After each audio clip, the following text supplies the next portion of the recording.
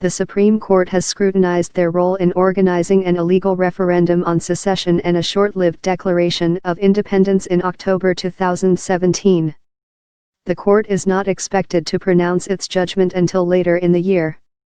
Their supporters say they are political prisoners repressed by the Spanish state. Their opponents say they broke the law and put Spain's unity in peril in the country's worst political crisis since its transition to democracy in the 1970s.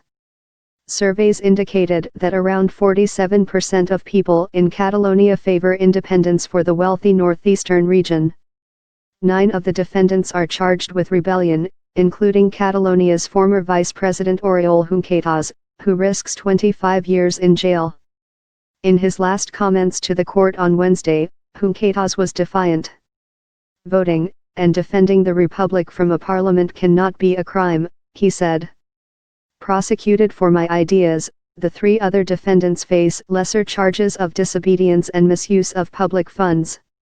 Catalan pro-independence protesters in Barcelona called a demonstration to mark the end of the trial.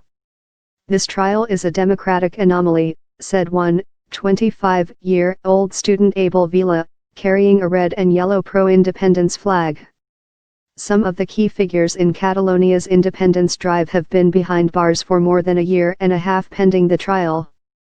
Catalonia's former president Carles Puigdemont, the main protagonist of the secession attempt, was conspicuously absent after he fled Spain. In Puigdemont's absence, his former deputy Junqueras, 50, has been the lead focus of the case.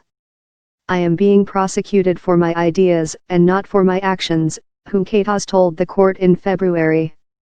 Prosecutors retorted that the defendants were on trial for having broken the law, not for their opinions.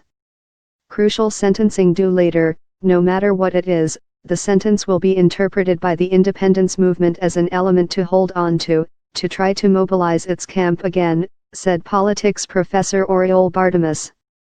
The trial will have been useful to strengthen an independence movement that had been left without much horizon or road ahead months after the secession bid, he said. Still, the trial and the broader secession crisis in Catalonia continue to impact national politics.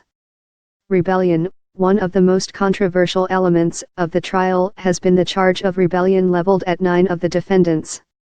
Under Spanish law, rebellion is a serious offense that implies a violent uprising.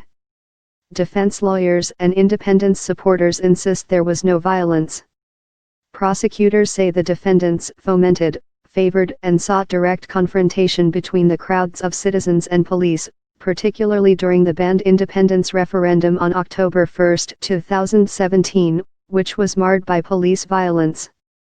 On Tuesday, Junqueras's lawyer Andrew Van den Eend said there may have been disobedience but never rebellion. He accused prosecutors of bias and exaggeration. The trial's chief prosecutor Javier Zaragoza, however, has said the secession bid was a coup d'état aimed at wiping out the Spanish constitution.